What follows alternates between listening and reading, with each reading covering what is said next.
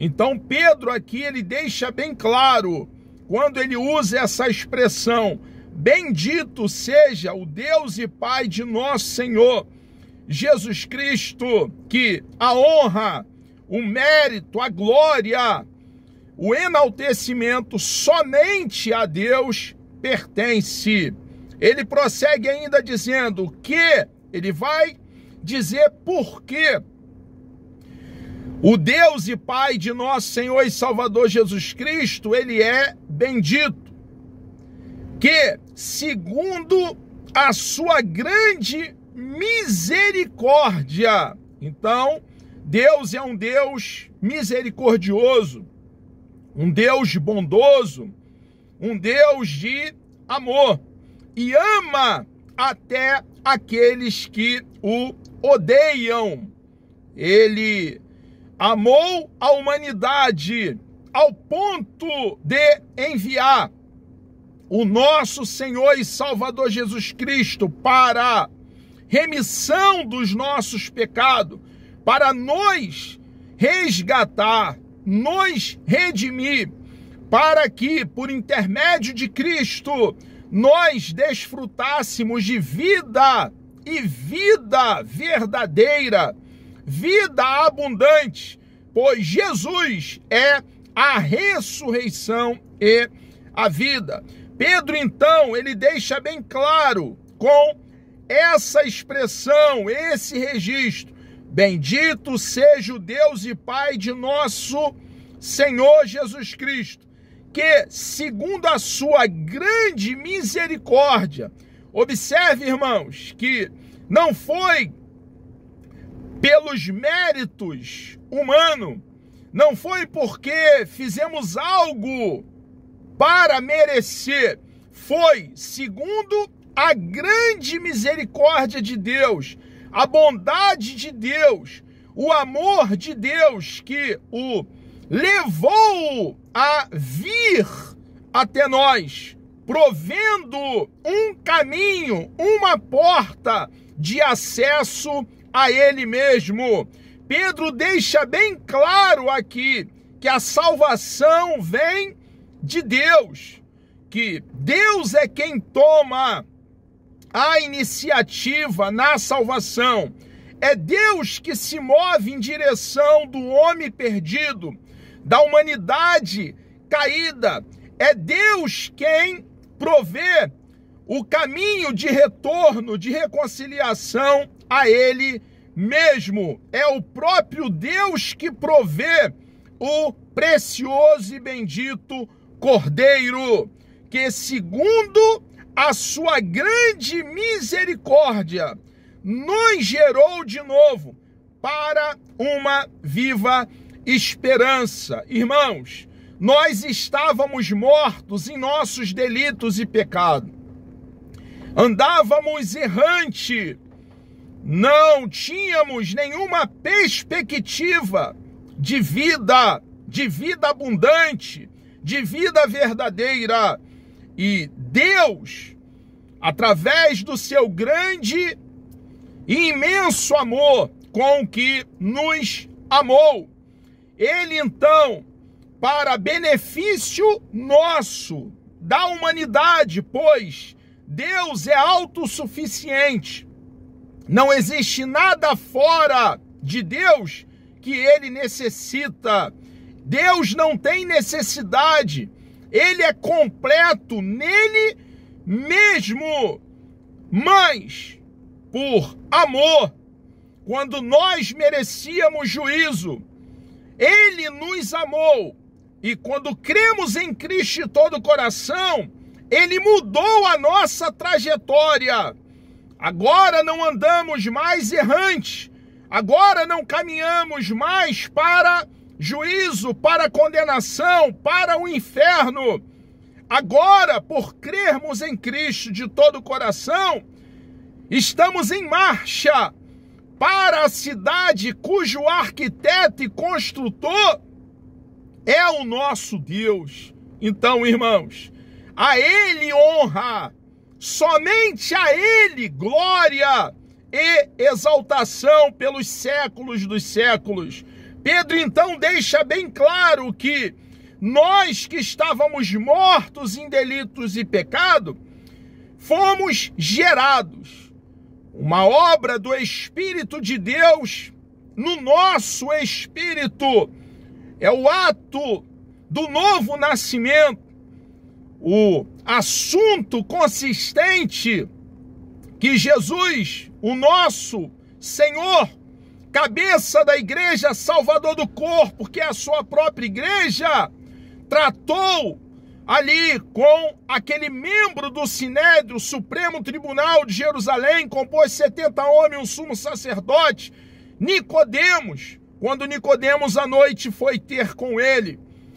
Então, Deus, ele nos gerou, nós nascemos de novo, irmãos, ressurgimos dentre os mortos, uma obra bendita e preciosa, a doutrina da regeneração, do novo nascimento.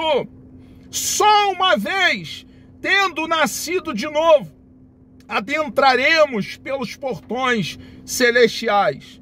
Então ele, Deus, nos gerou de novo para uma viva esperança. Que esperança é essa, meu irmão? A esperança de um dia passarmos a eternidade com aquele que muito fez por cada um de nós. A esperança de estar naquele que é o nosso quinhão, a nossa porção, o nosso galardão, aquele que muito nos amou e fez por nós, provendo vida eterna através do nosso Senhor e Salvador Jesus Cristo. Ele, Deus, nos gerou de novo para uma viva esperança, pela ressurreição de Jesus Cristo dentre os mortos. A ressurreição do nosso Senhor e Salvador Jesus Cristo é a prova de que o sacrifício do nosso Salvador foi aceito por Deus Pai. Quando ali estava Abraão com seu filho Isaque, caminhando até o cume do monte, Isaque faz uma pergunta a seu pai: pai, tudo aqui está preparado, aqui está lenha, temos tudo, onde está o cordeiro? E Abraão, ainda no sopé do monte, ele diz para Isaque: Deus proverá para si o cordeiro, meu filho. Quando eles chegam no cume do monte e Abraão vai imolar o seu filho, Deus não permite. Quando Abraão levanta os olhos, ele vê um cordeiro. Abraão não levou aquele cordeiro e ainda no sopé do monte ele afirma que Deus proveria o cordeiro. Irmãos, todas as religiões do mundo, quem traz a oferta é o ofensor. Aquele que ofende a divindade é quem traz a oferta para aplacar a ira da divindade. No cristianismo, não. É o próprio ser ofendido. É a divindade que provê o cordeiro para aplacar a sua indignação, a sua ira.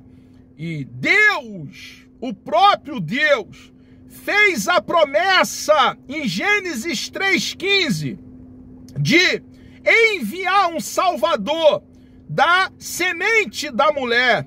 E lá estava agora Jesus, na plenitude dos tempos, o Cordeiro de Deus que tira o pecado do mundo, como disse o profeta João Batista.